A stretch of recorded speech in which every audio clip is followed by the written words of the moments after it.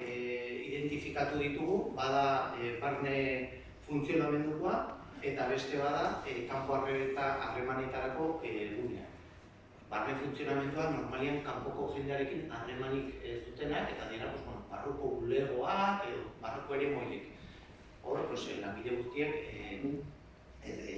bintzat ulertu behar dute euskera, parte hartzeko.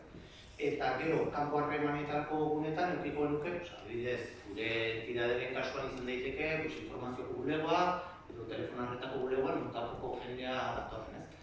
Eta hor parte hartzen dute, bai bertako langilek eta bai kanpotik datozkigunak ere. Guztira, entidadeetan, ja 65 harigune zehaztuta daude momentuz, agian gehiago izango dira, baina 65 bat ditu.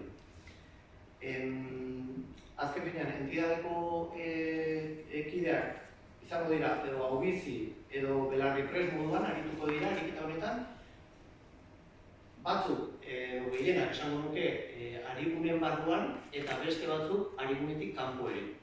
Bai, txapara banez eta jarrera egun horietan konpromiso horiek hartzen duten pertsonak izanik, ez? Eta, guztira momentuz, 500 pertsona hurbil daude ja izena eman dutenak auzoan.